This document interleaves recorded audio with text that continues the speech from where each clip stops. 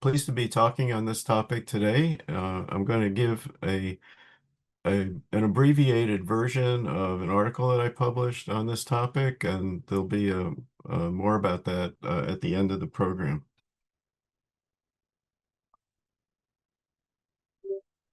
I'm having a little trouble. There we go. Okay, first, there were not a lot of black photographers in New Jersey in the 19th century, and one reason, of course, is the population. So if we look here at the census for 1860, you can see that the total black population was about 25,000. And in the 19th century, I found that there was one photographer for 8,000 about 8,000 people. So you wouldn't expect that there would be a lot of them based on the population. By 1900, there were more. The population had increased in New Jersey considerably, and the African American population was larger. So we began to see a few more black photographers by the end of the century. However, there really are only a handful that I've been able to find among more than 3,000 photographers active in New Jersey in the 19th century. In the African American photography dates back to 1840. The first year that daguerreotype portrait studios opened in the United States, when Jules Lion, a free mixed-race painter who had studied in Paris, began offering daguerreotypes in his birthplace of New Orleans. Later, in that same decade, Augustus Washington, born in Trenton, New Jersey, of African American South Asian parents, apparently made only a few daguerreotypes in his home state, where he learned the process. Washington opened a studio in Hartford, Connecticut, before emigrating to Liberia after the passage of the Fugitive Slave Act in 1851. He was concerned that his children might be kidnapped in the reverse Underground Railroad. Among other early black photographers was the ill-fated Glenalvin Goodrich of York, Pennsylvania, who died of TB after a year at Eastern State Penitentiary for a crime he likely did not commit. And James P. Ball, who was a highly successful daguerreotypist and later photographer based in Cincinnati. Other than Augustus Washington, New Jersey's early black photographers are not listed in bibliographies and encyclopedias about the medium's African American pioneers. This talk examines four selected photographers of color who operated in the Garden State in the 19th and early 20th centuries. Not addressed today is Clayton J. Dorticus, the successful Newton, Sussex County photographer and prolific inventor in the 1890s. I'll just mention that I'm giving a lecture just about Dorticus in the fall. The lecture schedule is on my webpage. For an African American in America during the pre-Civil War era, it would have been very challenging to enter the photography profession.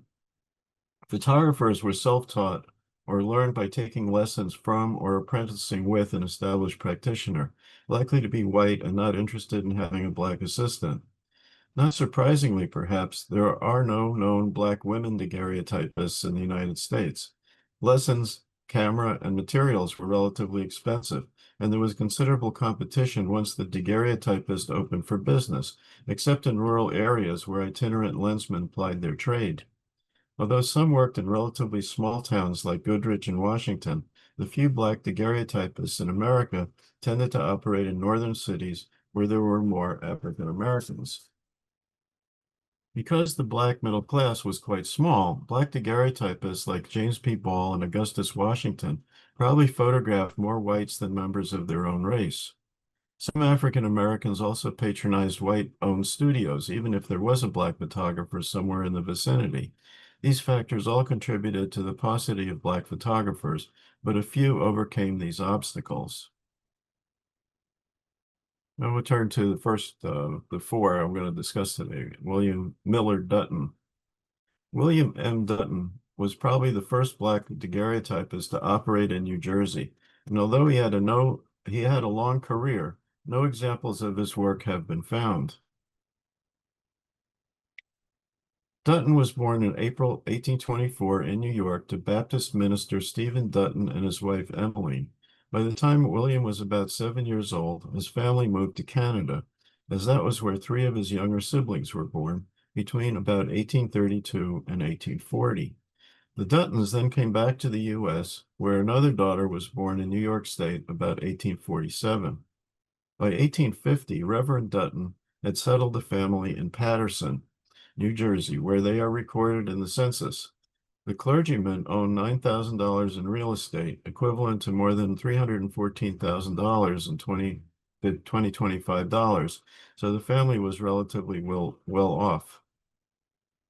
Listed with his parents and siblings in the 1850 census, William Dutton, then 25, is found without an occupation, but in 1853 and 1854, he had his own daguerreotype gallery at 289 Broadway, near City Hall in New York City.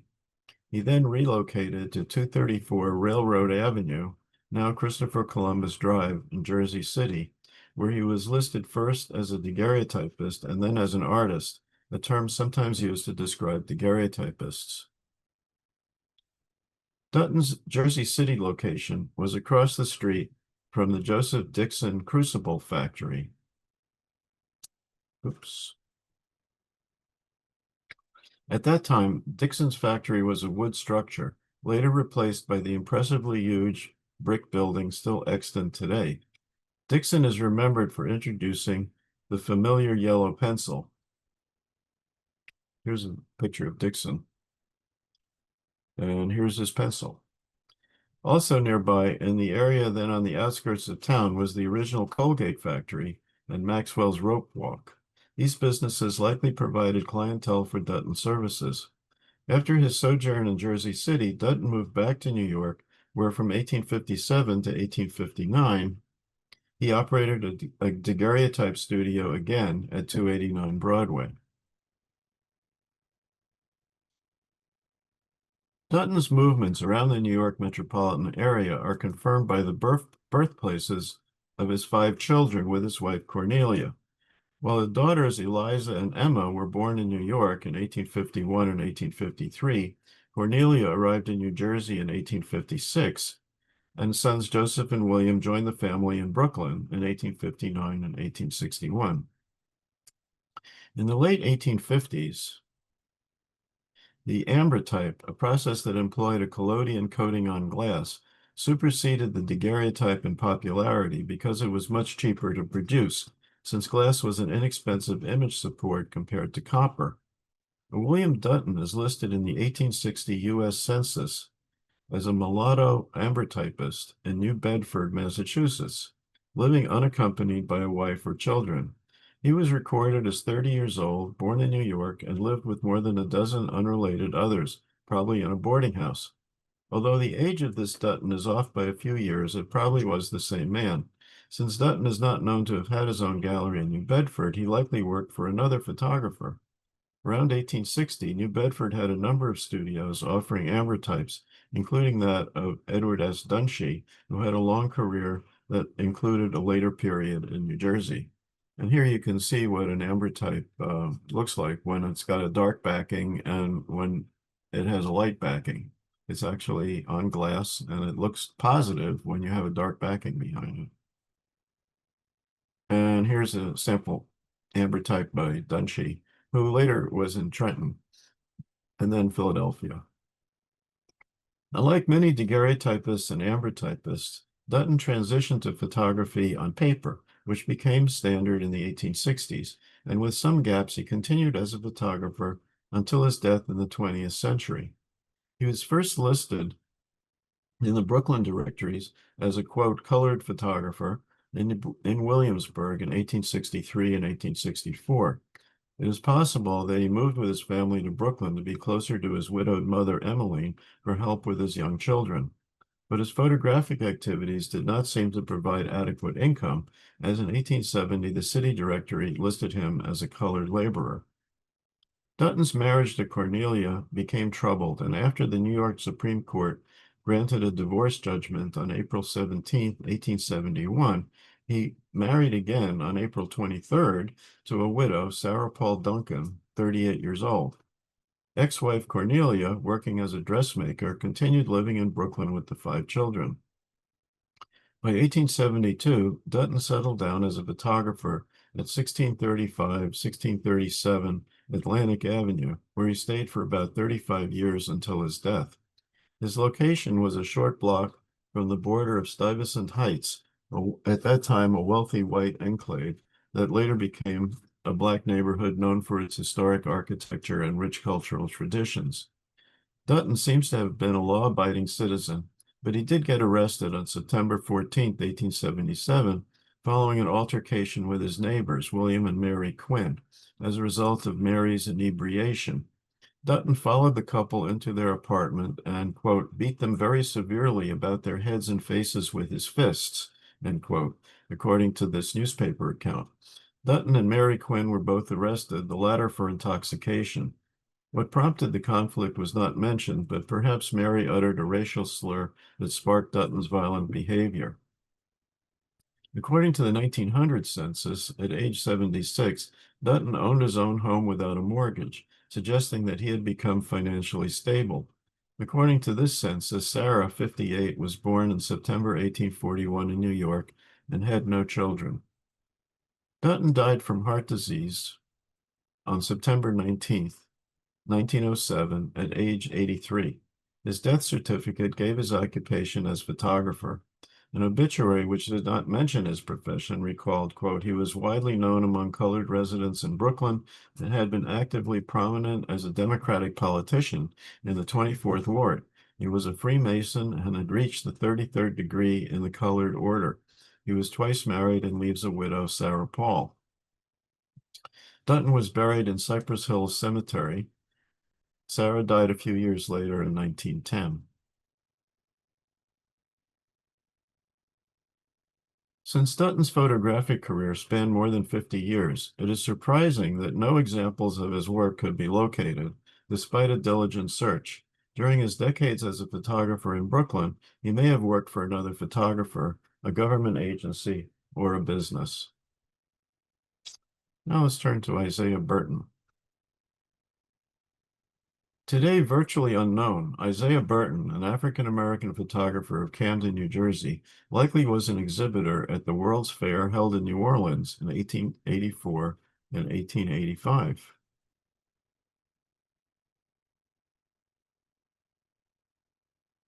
In the post-Civil War era, despite 3 constitutional amendments that abolished slavery, guaranteed citizenship to all persons born or naturalized in the United States, and promised all citizens the right to vote, African Americans continued to be hampered in their efforts to achieve social, economic, and political equality. Their progress in the immediate post-war years was followed by the gradual erosion of civil rights in the latter 1870s and early 1880s. One of the notable setbacks was in 1883, when the U.S. Supreme Court struck down the Federal Civil Rights Act of 1875 that forbid racial discrimination in public accommodations, which is why New Jersey passed its own Civil Rights Act on May 10th, 1884. We're going to come back to that act when we talk about the photographer Tom Moore. Nevertheless, it was not long before separate beaches for the races began appearing at the Jersey Shore. This segregationist trend culminated in the Jim Crow laws approved by the Supreme Court in the 1896 Plessy versus Ferguson case. During this regrettable decline in social progress for African Americans, a highlight was the World Cotton Centennial of 1885-1886, officially known as the World's Industrial and Cotton Centennial Exhibition, which included what was called a colored exhibit. Excuse me. It was the first World's Fair that had an exhibit of products made by African Americans from most of the states and was positively reviewed by Black newspapers. For African Americans, this fair was an opportunity to achieve recognition for the quality of their achievements. Far more people of color were able to exhibit at the fair than otherwise would have been the case. On the other hand, the separate exhibit supported the segregationist trend that dominated American life until the 1950s. In the 626,400 square foot United States and state government building, the fair featured submissions from 44 states and territories, including New Jersey. In the north end of the government building, The impressively large colored exhibit officially opened on February 23rd, 1885, 2 months after the fair began. Still incomplete, it eventually featured more than 16,000 exhibits displayed in more than 34,000 square feet of space. Initially from 9 states, including New Jersey plus the District of Columbia, the final total was 35 states and territories. Some states shared a section, but New Jersey, with one of the largest contributions, had its own. Near the colored exhibit was a woman's work exhibit from across the country.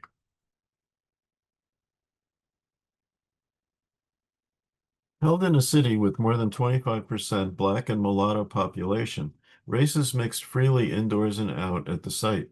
As concluded by historian Mickey Pfeiffer, quote, "For the first time at any World's Fair, African Americans were welcomed as full participants."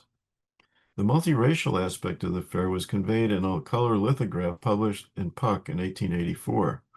At center right, the white Southern Queen, representing New Orleans, accompanied by Uncle Sam, greets a long line of women, black, brown, and white, some of whom were carrying fans with the names of countries such as Cuba, Mexico, and Peru. The commissioner-in-chief of the Department of Colored Exhibits was Blanche Bruce, an African-American former U.S. Senator from Mississippi who had escaped enslavement in Missouri in 1862. Bruce claimed, quote, "It is simply astonishing and is a splendid example of the industrial and aesthetic progress made by the Negro race in this country since the war. It comprises every branch of commerce, industry, and art. We have some 4,000 feet reserved for our display." New Jersey's contributions to the colored exhibit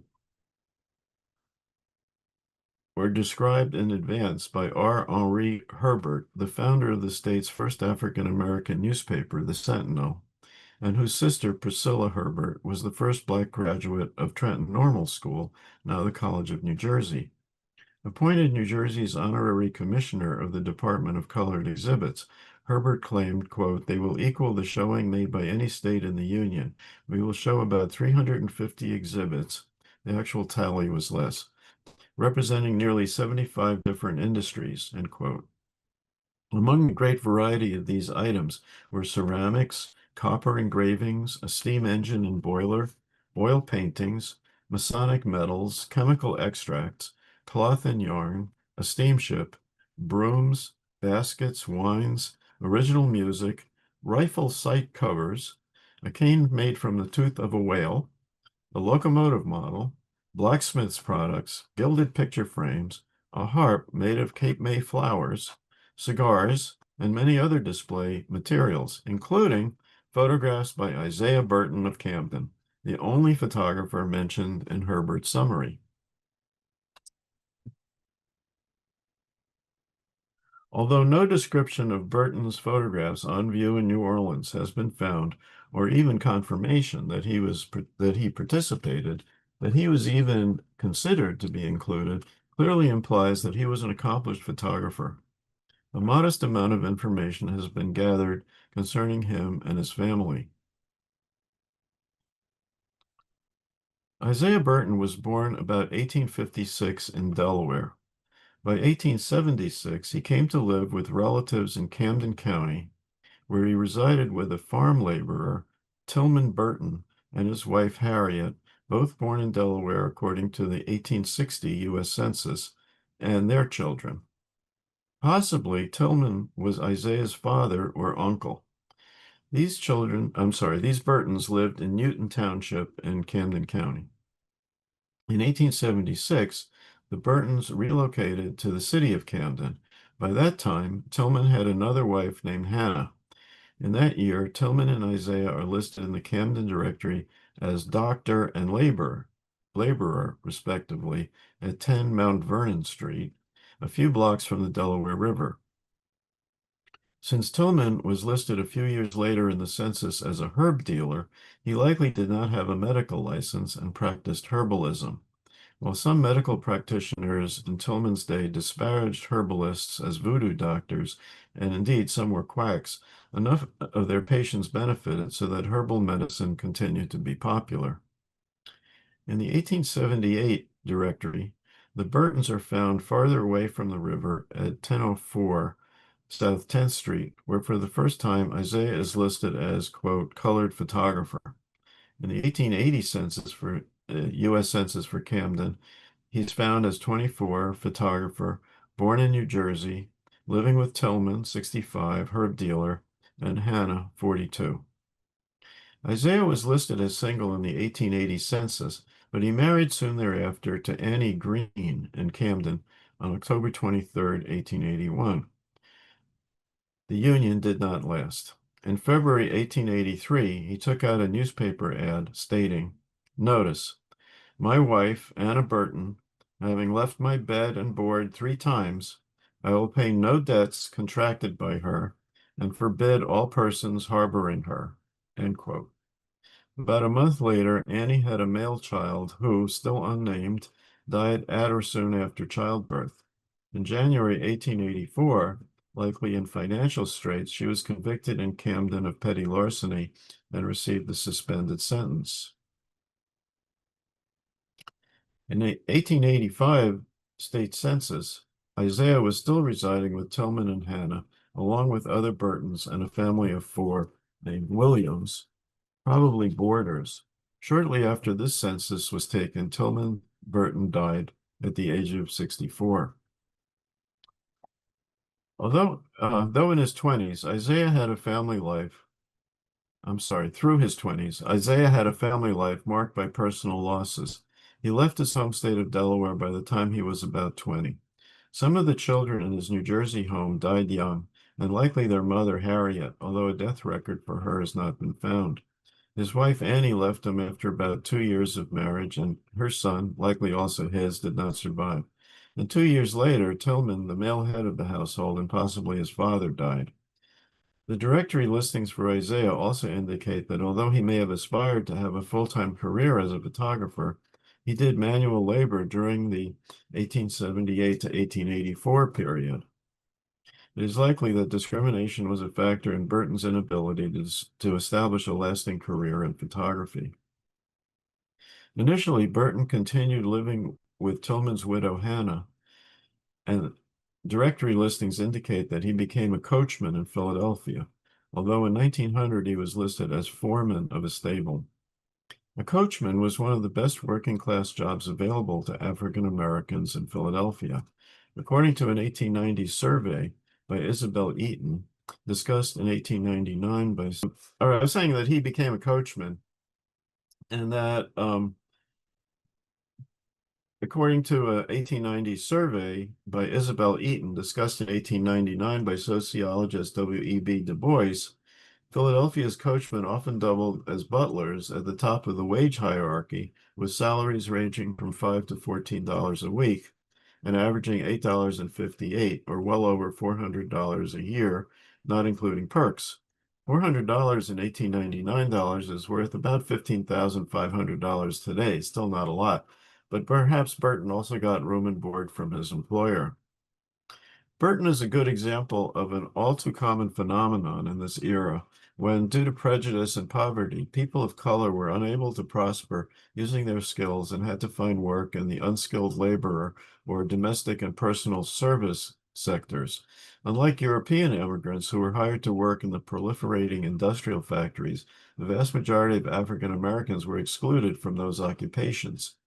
Historian Roger Lane concluded that, quote, at the opening of the 20th century, most blacks in Philadelphia were still doing the kinds of jobs that had been done by the bottom layer of urban society in the Middle Ages, end quote. Poverty among people of color made it more difficult for a black photographer to have enough paying customers.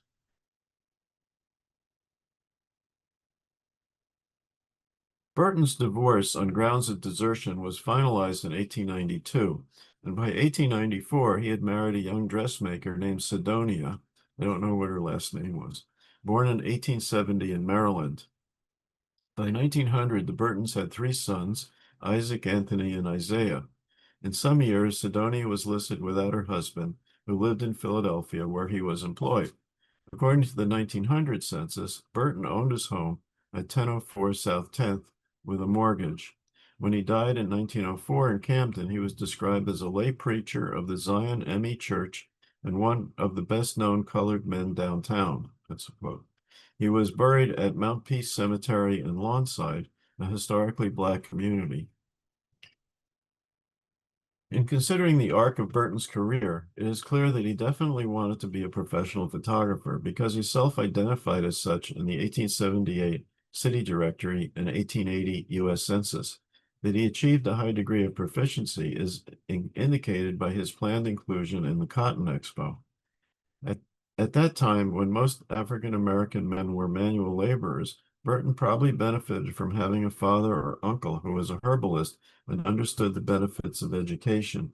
But ultimately, Burton was not able to succeed as a photographer, and he became a coachman, one of the best available and most respected working class jobs available to him at the time.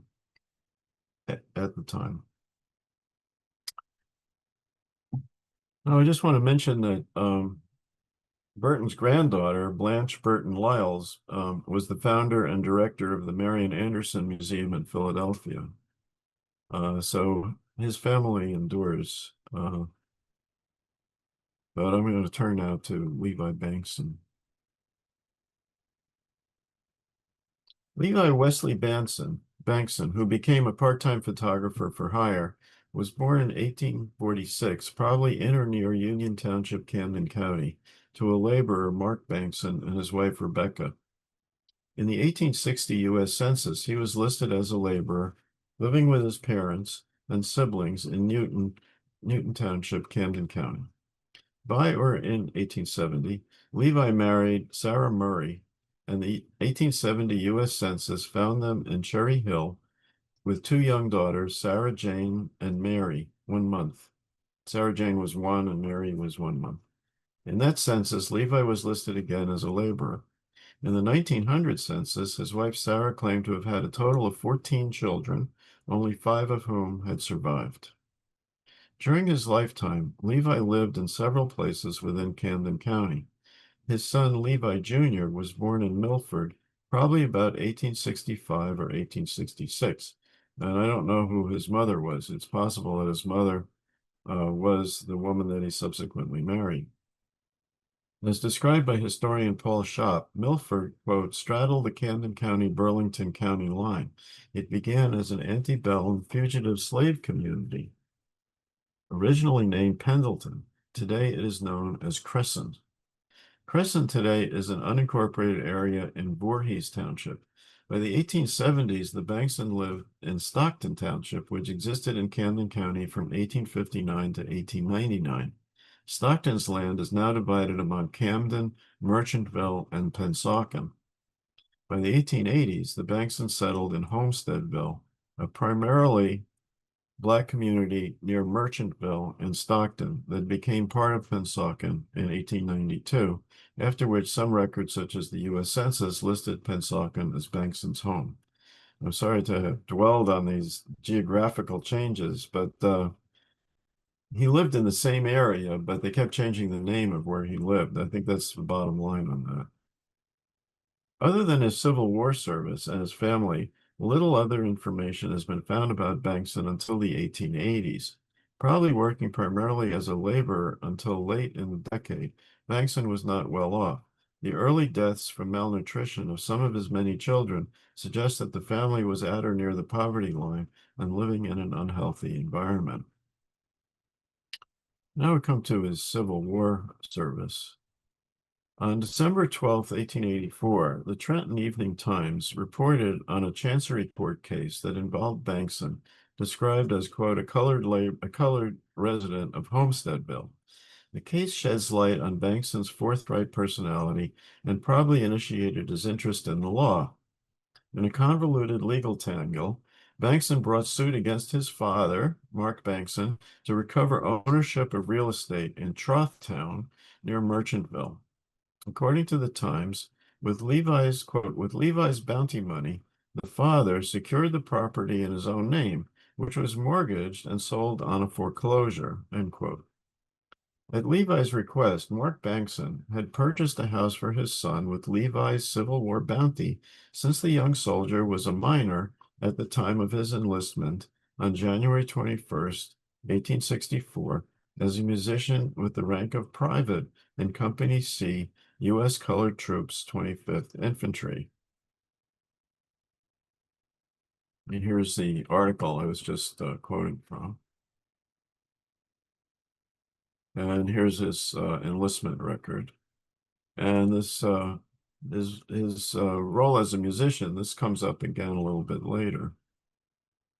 Organized at Camp William Penn in Lamont, Pennsylvania, the 25th helped defend New Orleans and then was sent to West Florida, where it performed guard duty at Fort Barrancas and Fort Pickens. However, Bankson was not with his unit continuously. From February 12th to June 18th, 1864, he was on sick leave in Philadelphia. On the latter date, he deserted, and after he was apprehended, less than a week later, on June 22nd, he had his pay docked by $30 to pay for the reward for his capture. One possible explanation for Bankson going AWOL is the birth of his son Levi. Bankson was reinstated without trial on August 24th, 1864. In the spring and summer of 1865, about 150 men of the 25th died of scurvy in Florida, but Bankson survived and was mustered out on December 6, 1865. Now back to the lawsuit. Extensive testimony by Levi Bankson about his effort to recover his real estate investment is in the court transcript at the New Jersey State Archives. Bankson explained that he was already independent when he enlisted at the age of 19. He got $300 for enlisting and would get $300 more when he was discharged. With his enlistment bounty, he bought an 8-room framed 2-story double house for $600 with $270 down and a mortgage for the balance. When he was discharged, he put in another $200 toward paying off the mortgage. The mortgage was originally held by Elwood H. Fowler, but he sold it to Samuel A. Reeve, who in turn sold half to Willis Jones. As reported by Camden's Morning Post, quote, Reeve claimed that Mark Bankson owed him $50, for which he had a judgment, and the result was that at last Mark Bankson, gave the property over to Reeve by some sort of an arrangement which completely shut out the real owner, Levi Bankson.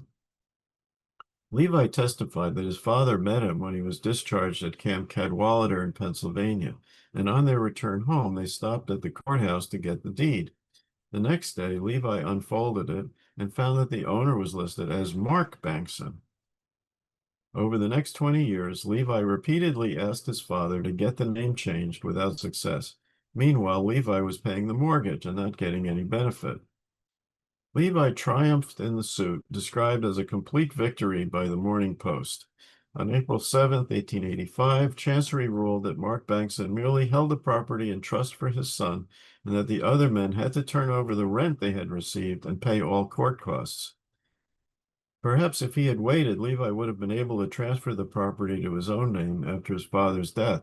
In 1888, at the age of 75, Mark Bankson was killed by an Atlantic City mail train while he was walking to his home in Trothtown, a black community east of Camden. About the time that Bankson versus Bankson concluded, the 1885 New Jersey census found Levi and his wife Sarah in Stockton Township, living with 3 children, Levi Jr., that's the one that was born during the Civil War, Josephine, and Mary. Within Stockton, the Banksons lived in Homesteadville, also known as Matchtown. Unfortunately, that census did not record occupations. The earliest reference to Levi Bankson's work as a photographer is in the 1888 Camden County directory, in which he is found with occupations of photographer and music agent. His dual occupations indicate that his interest in music, which dated back to at least his Civil War service, had continued for more than 2 decades. Bankson may have been trying to work at less physically demanding jobs in the 1880s as a result of a physical problem, for in May 1879, he had applied for an invalid pension for his Civil War service. In the 1880s and into the 1890s, he tried to earn a living through photography, music, and bill collecting. Bankson would soon become well known through mentions in newspaper accounts of two sensational murders of white women in his neighborhood, for which he supplied photographs of the crime scenes. Here you can see him listing as a photographer and music agent. A black suspect in both cases was Frank Lingo, born enslaved in Maryland, and a man with a long criminal record, including 2 convictions for theft and another for assault on a white woman in Delaware, for which he was lashed and spent 3 years in jail before he escaped to Maryland, where he was given 5 years for burglary before relocating to Camden County. When the body of Annie Laconi with her throat cut was discovered in September 1889 in her farmhouse near Merchantville, Lingo was arrested, but then became the prosecution's witness against the victim's uncle, Chalkley Laconi, who was acquitted in March 1890 for killing his niece for her property. At the long murder trial in the Laconi case, Bankson took the stand and testified about 5 photographs he had taken of the Laconi house exterior, a view of the kitchen, 2 views of Billy Smith's cabin in Cooper's Woods, which was nearby, and a view of 2 other nearby dwellings as seen from Laconi's. On cross-examination, he declared under oath that he, quote, only considered himself an amateur in photography, and in addition to doing a little work in that line, he is a music agent and collector. He also said that County Clerk Edward Burrow employed and paid him for the work done, end quote, from the newspaper account. Justice Garrison refused to admit the photographs as evidence because they were not sufficiently clear. The next case involved Bankson was the murder of Annie Miller. Annie was the wife of a local farmer, John Miller, and the mother of 3 small children. She left her home near Merchantville to visit relatives and do some shopping, but never returned. On September 25th, 1890, 2 children found her body in underbrush with her throat cut and several missing fingers. The Miller's farmhand, the same Frank Lingo, was arrested and charged with the crime. On October 9th, 1890, the Bridgeton Evening News reported that Bankson requested $100 from the Camden freeholders for photos taken of the body of Annie Miller for prosecutor Jenkins. The county board of chosen freeholders thought the charge was much too high and gave him $15. Reporting on the same news, the Camden Daily Courier declared that at the freeholders meeting, Bankson was offered $15, then $20 for photos of Annie Miller's body, but Bankson wanted $100 for the negatives, stating that he'd been offered $175 by the newspapers for them, and that the negatives were his own property, even though he had been hired by the county to take the pictures. The matter was referred to the prosecutor. This incident shows that despite Bankson's previous assertion that he considered himself an amateur photographer, like professionals, he knew the value of his negatives and was willing to stand up for what he believed to be his rights. While Lingo was awaiting trial, Bankson's financial woes during the early 1890s were underscored by a sheriff's sale on January 17, 1891, of a property 36 by 100 feet that he owned in Homesteadville. Bankson had purchased this lot in 1882. The foreclosure was the result of his failure to pay the mortgage to the Merchantville Building and Loan Association. Soon after this sheriff's sale, Lingo was tried in Camden County Court for Miller's murder.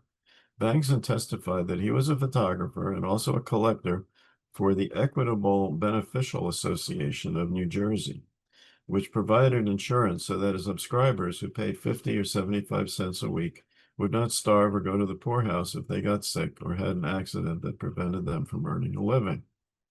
On the witness stand, Bankson said he had been hired by the authorities to photograph Miller's corpse. He affirmed that he knew both Annie Miller and Frank Lingo, described the brush lot where the victim was found, and provided details regarding the appearance of Miller's body, which had been hidden after the woman was killed elsewhere, and the scene around it. Lingo was found guilty for Annie Miller's murder, but subsequently, Lingo's defense attorney, former Judge John W. Westcott, presented testimony by a detective that Miller's husband had committed the crime with the assistance of his paramour, Annie's sister, Mary Collins, in disposing of the body. The prosecution's response was to indict the detective for perjury, but Westcott succeeded in getting Lingo tried again before the state Supreme Court. On November 2nd, 1892, Bankson was again called as a witness in the second trial of Lingo, but he was excused. The new trial concluded when Lingo was acquitted at the direction of Justice Garrison after the prosecution rested its case. Garrison so ruled because Lingo had an alibi, for he was shooting craps around the time of the murder. In response to the acquittal, about 300 people attended what was called an indignation meeting in Merchantville, at which one of the lawyers for the prosecution, John Harris, called for Westcott to be hanged in effigy. Like the Lacconi murder, the Miller case remained without a conviction. As for Frank Lingo, he became a local celebrity. The twice exonerated murder suspect became an attraction at Four Pow's Dime Museum in Philadelphia, where he sold cabinet cards of himself for a quarter, like the one seen here. In January 1898, Lingo was sentenced to serve decades in state prison for attempting to entice and kidnap a young Southern white woman, Catherine Vassar Berry, by responding to her ad in which she sought a position as a governess. Lingo was convicted of trying to lure her from her home in Philadelphia to the Pennsauken Railroad Station using the alias Mrs. Mabel Cooper of Merchantville. Bankson continued working as a collector, but he became a patent medicine agent, the occupation listed for him in the 1900 U.S. Census for Pennsauken. Whether he still photographed at that time is unknown. Listed as 53 years old, he was recorded as literate and owned his home with a mortgage. The census recorded that his wife Sarah was born in Pennsylvania and could not read or write. One child still lived with them, Mary, 16, who was literate. Also in the household was an illiterate widow from Delaware, Annie Hicks, 38, who worked as a washerwoman and whose 7 children were all deceased. By the turn of the century, Bankson apparently had become a well-known and respected member of his community because on March 11, 1902, he was elected for a 5-year term as Justice of the Peace in Pennsauken, beginning on May 1st of that year. His term expired on May 1, 1907, but he was re-elected on November 5th, 1907 for another 5 years, beginning on May 1st, 1908. Unfortunately, he would not live to complete a second term. Bankson is mentioned numerous times in Camden newspapers in his role as Justice of the Peace, often as, quote, Squire Bankson. A few examples will be provided here to show the type of cases with which he was involved. Bankson presided over an unusual case in July 1902, after what a local paper called the Ebony Elite of Homesteadville attended a lawn party at the home of a Mrs. Pierce. In attendance was Mary A. Pritchett, her 20-year-old son Howard H. Pritchett, and his sister-in-law Mary E. Pritchett, whose husband was out of town. Howard offered to accompany the younger Mary to her home, and Howard's mother became suspicious and followed the pair. Getting no satisfaction at her daughter-in-law's door, she went and got a constable and returned to search the premises. Meanwhile, the younger Mary hid Howard, who was 6 feet tall, in a large trunk, but he was discovered when, running out of oxygen, he asked to be let out. The elder Mary filed a sworn oath with Squire Bankson that Mary A. had kidnapped her son, and Bankson sent the young woman to jail. In April 1903, Mrs. William Lewis of Homesteadville charged her husband with assault and battery and with breaking up her furniture with an axe. 3 years later, in April 1906, Bankson sent the same Mr. Lewis to jail again, this time to await the grand jury's indictment for murdering William Flamer in Madgetown, not long after the two had quarreled in a saloon. Following a confrontation on the street, Lewis went home, got a shotgun, hit Flamer over the head with the stock, and then shot him fatally in front of witnesses.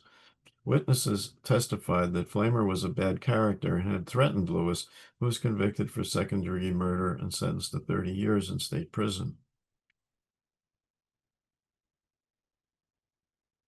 A more common type of case involved thefts. In August 1903, Bankson sent Maggie Haney of Homesteadville and Thomas Lawrence to jail for robbery. They were invited by Esther Paul, an Englishwoman, to spend the day at her house in Port Norris, where she alleged that Haney plied her with whiskey, and while she was intoxicated, the pair took her cash and 2 diamond rings with a total value of $400. Esther Paul claimed that after she was robbed, Lawrence threw her out in the street. Lawrence agreed to plead guilty to petty larceny in special sessions court and was sentenced to 3 months in jail. A more unusual case related to a man who was also accused of a violation of blue laws. It was related to a debt by a man who was also accused of a violation of blue laws. In September 1903, George Bogle, the manager of Woodland Amusement Park, was charged by another justice named Schmitz with operating swings, boats, and other amusements on Sunday, as well as selling soda and cigars. Bogle was in debt, and Bankson issued a writ of attachment on a piano and $50 of receipts to satisfy the creditors. Bankson conducted a jury trial in which Bogle testified that the piano was a present for his wife, and the jury gave it back to him. Not everyone was pleased with Bankson's performance as justice. A dissatisfied defendant was Irene Riggs, who Bankson jailed for biting Thomas Curry on August 2nd, 1904. Riggs retaliated by accusing Bankson of making an indecent proposal for $1. The county prosecutor initiated an investigation of, quote, the justice's method of doing business, end quote, but apparently the matter did not go further. On the same day, Bankson arrested a mother and a daughter, Rebecca Market and Florence Harrison, for disorderly conduct and sent them to jail for 30 days since they did not pay a $3.75 fine. The prosecutor found no evidence against the women, who apparently were just sitting on the front steps of their home, and ordered their release. Bankson got into difficulty again in July 1905 when Mary Emma Waters accused him of extorting money. Bankson had fined Waters $5.75 for disorderly conduct, and she had been released from jail upon paying an installment. Subsequently, she claimed that Bankson had threatened her to secure the balance and made her turn over a carpet as security. As a consequence, Bankson was held in $500 bail, and he countercharged her with perjury. In reporting the case, the Morning Post described Bankson as, quote, the most dignified citizen of Matchtown, the Negro settlement on the outskirts of Merchantville, end quote, and commented, quote, no squire ever commanded more respect from the humble citizens of a village, end quote. In February 1907, Bankson's mother, Rebecca, who was nearing 80, was found sitting in a chair on the pavement in Homesteadville after she was committed to the county almshouse. The Camden Daily Courier commented that she was, quote, facing a stern reality and was experiencing how cold and unsympathetic the world is at times, and how ungrateful humanity appears when one has outlived their usefulness and are surrounded by those whose gratitude should be a blessing, when such a ripe old age overtakes their lifetime benefactor. What made the blow much harder and made the world seem more cold and uncharitable to poor old Mammy Bankson, as she was familiarly known, was the fact that her own son, Levi Bankson, Justice of the Peace, had made out the papers, and that it was upon the application of her own son that she was sent over the hills to the poorhouse to spend the last days of her life as a pauper, and with a probability of eventually resting in Potter's Field. Shame, end quote. Rebecca was taken to the almshouse in Blackwood on February 27th. Quote, tears coursed down her cheeks as she bade her neighbors farewell, end quote. It is unknown why Bankson refused to support his aged mother, but one possible reason was his own health issues. At the age of 63, Bankson died on March 16, 1909, from organic heart disease after an illness of about 2 years, and was buried at Mount Zion United Methodist Church Cemetery in Lawnside, where his tombstone memorialized his Civil War service. Bankson left his estate, valued at $200, to his wife Sarah, except for $1 each to his 4 children. Considering Bankson's photography in the context of his entire career, he was one of many Americans who took advantage of the greater convenience of photographic technology introduced in the 1880s. Photography must have appealed to him as it did to others, and he was able to make some money by taking pictures beginning in the late 1880s up to at least 1890. But he considered himself primarily an amateur and pursued other means to earn a living. Now we'll turn to our last photographer, Albert Thomas Moore, known as Tom Moore. Tom Moore was the son of Jesse and Carolyn Moore in Virginia on February 22nd, 1879. And this is just a photo of something important in Charlotte County, Virginia, where he was from, the site of Patrick Henry's grave. In the 1880 U.S. Census, he was living in Bacon District, Charlotte County, Virginia, with his illiterate widowed mother, Carolyn Moore, 40, and two older siblings, Bertha, 11, and Winnie, 7, in the home of Carolyn's married daughter, Ellen, 26, and her husband, Isaac Venable, 37, a farm laborer. Charlotte County is in south central Virginia, and the Bacon District is along the Kings Highway, US 360, not far from the nearest post office in the unincorporated community of Wileysburg. Charlotte County is quite rural even today, with a population in 2020 of 11,500 and no towns of 1,000 or more residents. It is noted for its flue-cured bright leaf tobacco farms. In 1880, the population was 16,600, the highest it has been since the first U.S. Census in 1790. Most of the decline can be attributed to Black migration. In 1880, just 15 years after slavery was abolished in the U.S., Blacks outnumbered whites by about 2 to 1. By 2021, the county was almost 70% white. In the 1880s and 1890s, career opportunities for an ambitious young African American living in a lightly populated region must have been quite limited. The prevalence of lynching in the South, including Virginia, may also have been a motivating factor that prompted young men of color to head north. Tom Moore did not go alone. His brother-in-law, Isaac Venable, was likely the first of the family to settle in New Brunswick, New Jersey, no later than 1886. By 1895, and possibly as early as 1890, Tom and his mother, Carolyn, were living in New Brunswick with or near other family members instead of growing and processing tobacco in Virginia. Tom Moore therefore had the opportunity of entering the photography profession. In 1897, after about 4 years after he completed 8th grade in school, his highest level of formal education, Moore began working for a traveling portrait company based in New Brunswick. And since 1897 is before 1900, he qualifies as a 19th century photographer.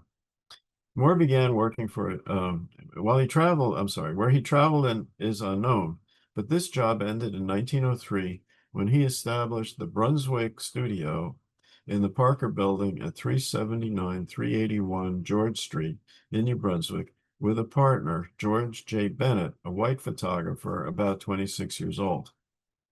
In 1903, Moore also served as an instructor of drawing and penmanship at the Colored Industrial Literary Institute at Ebenezer Baptist Church.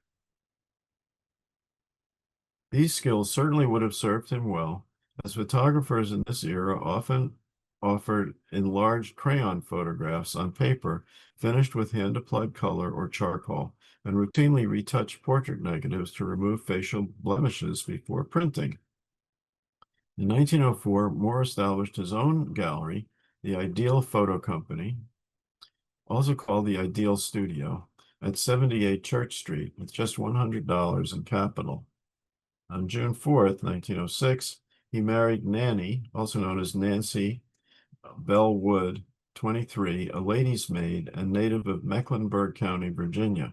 It was the first marriage for both, and they remained together until Moore's death 51 years later. Nanny continued to work and had many different jobs during her employment career. At the Ideal Photo Company, Moore initially specialized in inexpensive ping pong photos and became known as the Ping Pong Man. With a bit of hyperbole, the New Brunswick Home News enthused, Moore's ping pong pictures have made a hit, and they are in nearly every home. Now, I have not found an example of his ping pong pictures, but this is another ping pong photo to give you an idea of what they look like. A 1909 manual explained ping pong pictures are smaller than the penny pictures, which were also popular at that time, and are usually made in strips of half a dozen delivered or unmounted on what is known as a slip mount. The aim of the photographer should be to sell mounts to his patrons for these pictures. They oftentimes bring more money and more profit than the pictures themselves. The ping pong strip was 1¼ by 5½ inches. To make a ping pong strip, the photographer would use a camera with a multiplying back that could expose up to 15 images on one glass plate negative. The ping pong photo strips were the precursors to the self-portraits made in the first automated photo booth, the photomaton, introduced in New York by Anatole Josepho in 1926.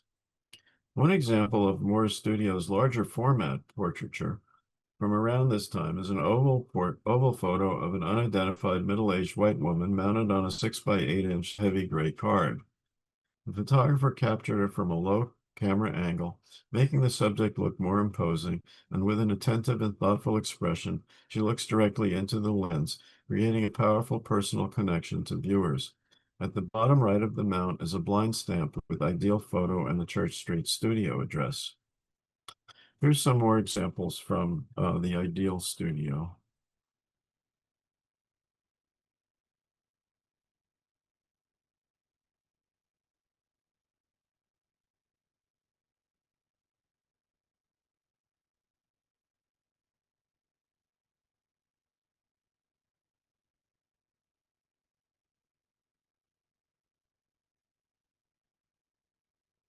In addition to photography, Moore continued to be active in his community.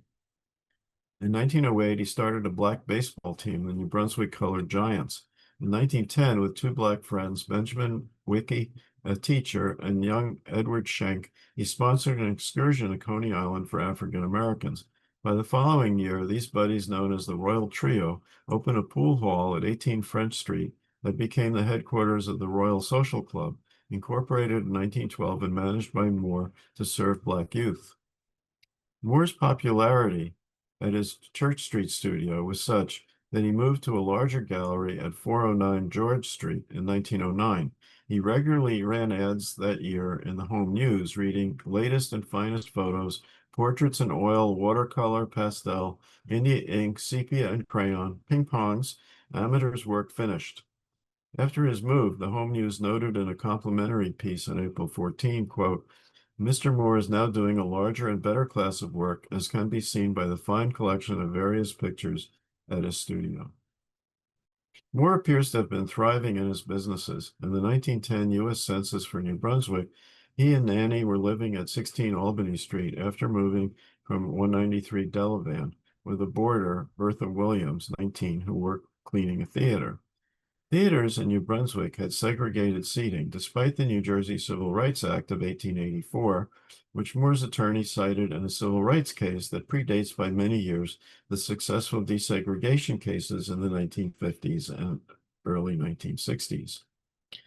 The act to protect all citizens in their civil and legal rights of May 10, 1884, stated that, quote, all persons within the jurisdiction of the state of New Jersey shall be entitled to the full and equal employment of the accommodations, advantages, facilities, and privileges of inns, public conveyances on land or water, theaters, and other places of public amusement, subject only to the conditions and limitations established by law and applicable alike to citizens of every race and color, end quote.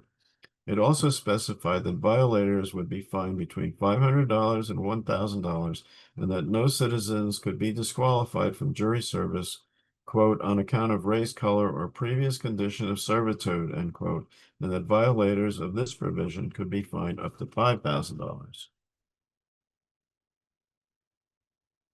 On April 1911, Moore bought 3 orchestra seats for his wife, a black friend, and himself to see a movie at the Liberty Street Opera House. The tickets were picked up at the box office by a messenger. When they arrived for the event, they were shown to their seats, but then, to their embarrassment, exacerbated by the laughter of white patrons, they were asked to leave because, as recounted in the New Brunswick Daily Times, quote, no colored persons could be admitted to that part of the house, end quote.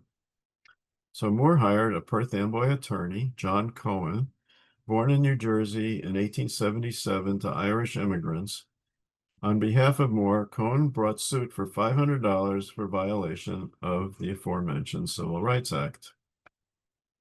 Moore's action started in district court against Fiber and Shea, whom he assumed were the owners of the theater. But at the trial on April 19th, 1912, where Moore's wife testified about the ridicule to which her party was subjected, the manager of the Opera House, a Mr. Dunbar, asserted that he was paid by Fiber as treasurer of the Bijou Circuit Company, not Fiber and Shea. Moore's attorney Cohen then entered a voluntary non-suit, and the matter was not further pursued.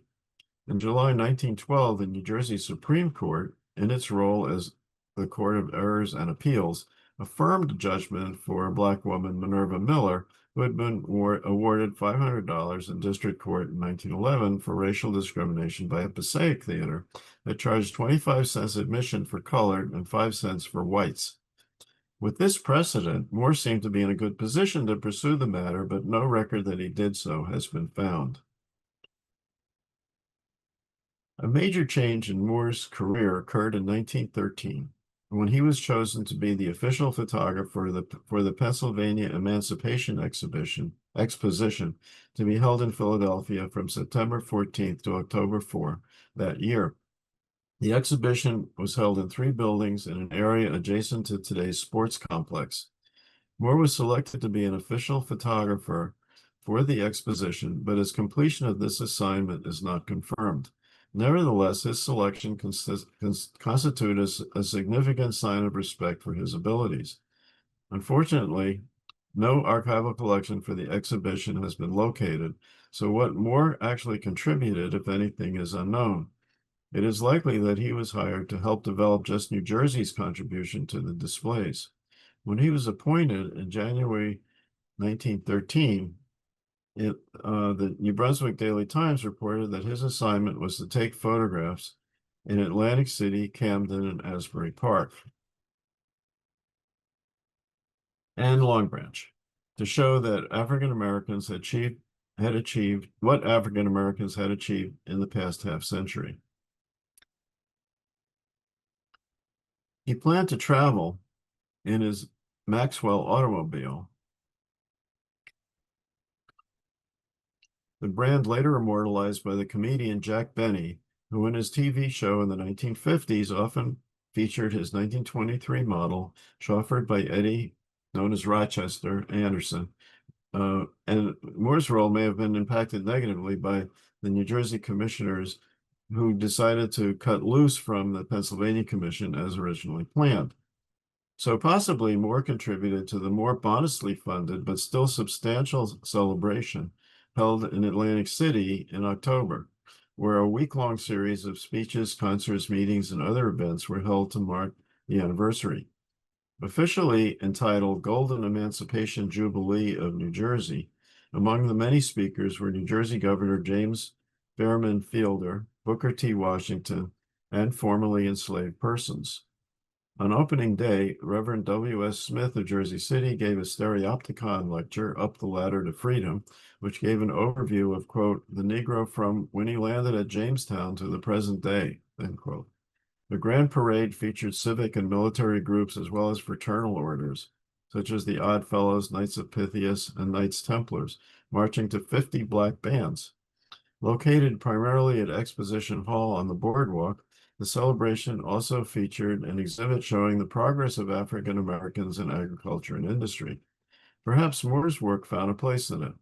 He may also have taken photographs during the week, but no more photos connected to the exhibit have been found. The exposition building had hundreds of exhibits in its 10,000 square feet of floor space. Details about them are lacking in press reports, but more than once, they complained that the celebration could have been even better if the budget had been fully expended. The organizers spent $13,000 of the $20,000 earmarked by the New Jersey State Legislature. When Moore obtained employment for the Emancipation Exposition in Philadelphia, he sold his business at 409 George Street to in New Brunswick to Hungarian-born photographer Julian Koksma, who had a photo store at 14 Plum. At Moore's former location at 409 George, Cooksma kept on Carl C. Francis, who had been working there since April 1912. Francis, a young white photographer born in 1891, later opened up his own store with a specialty in film processing at 1414 George, at 414 George Street.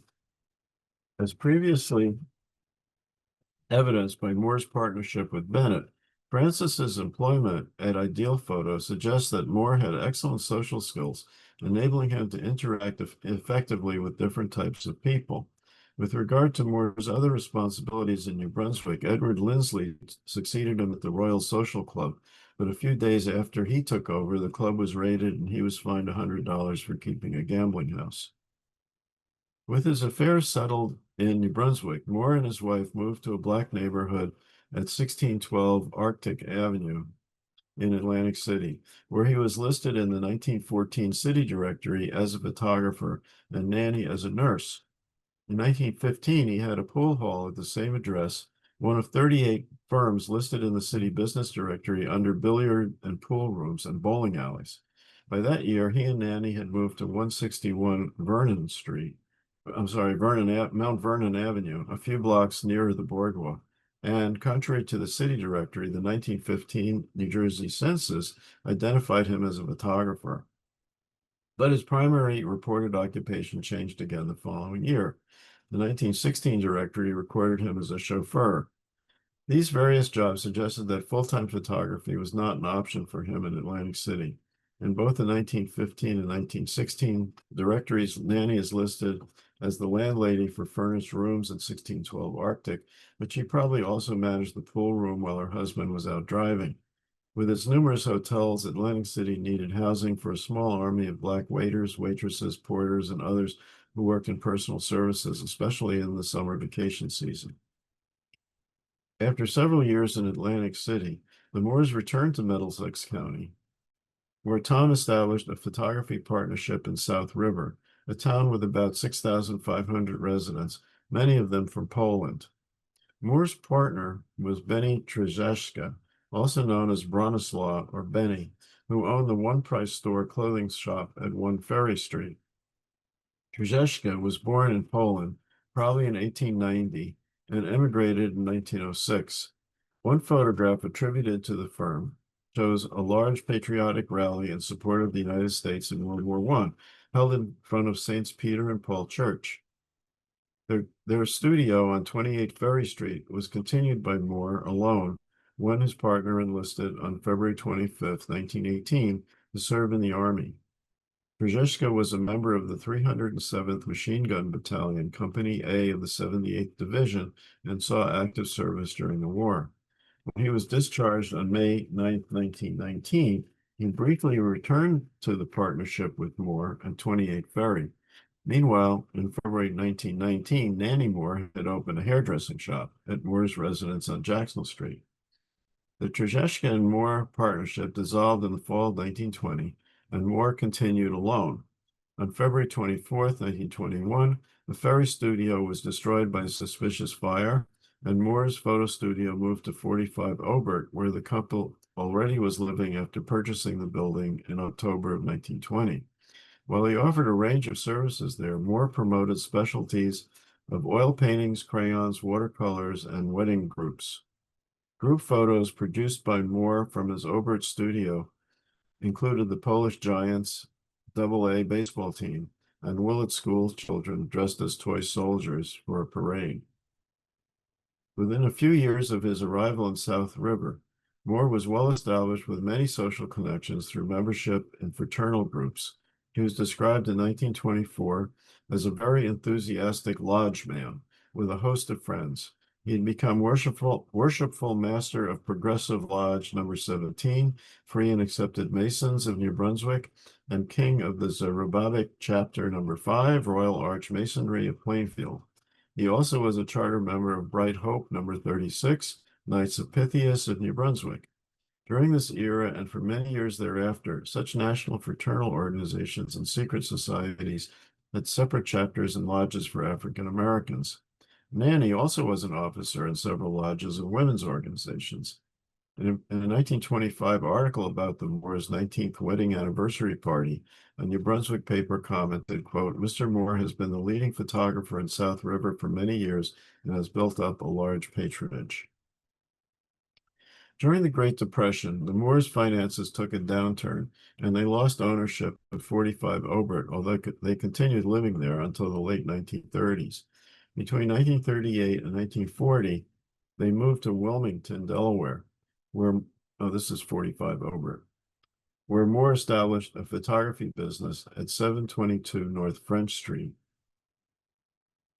on the corner of West 8th that he continued to operate until 1946. According to the 1940 census, Nanny contributed by cleaning private homes. In 1943, the Moores purchased the three-story building. It became their long-term business and residence. Subsequently, they bought and sold other properties in Wilmington for investment and rental income. Moore soon became involved in local Democratic politics in Delaware. In August 1940, the chairman of the National Colored Democratic Association appointed him to the advisory committee for the 1940 electoral campaign and chair of the Housing Committee. In August 1944, he served as an alternate delegate to the state Democratic Convention that nominated FDR for a fourth term. Moore then ran for city council in the 6th Ward and won the Democratic Party nomination in the May 1945 primary election with 51 votes, soundly beating Mrs. Irma Lawson, who had 20. However, in the June 2nd election, he lost to the Republican Edward R. Bell, 1,439 to 164. In 1946, Moore again was a delegate at the state Democratic Convention. In the 1950 U.S. Census for Wilmington, Moore, then 70 years old, was listed as a restaurant owner, and Nanny, 67, as the cook and waitress. The census also indicates that they derived income from renting rooms in their building. The Moores' activities in the 1940s and 50s clearly indicate that this able, respected, versatile, and enterprising couple had done well in Wilmington. Consequently, they could afford installing a fire escape in 1950 for $500 and spent another $4,500 for alterations in 1952, perhaps for their Broadway lunch restaurant. By 1954, they had sold the restaurant to Angelo Karas, a Greek immigrant from Samos, but the Moores continued to live in the building, so they likely rented the space to Karas. Moore died of heart disease on May 5th, 1957.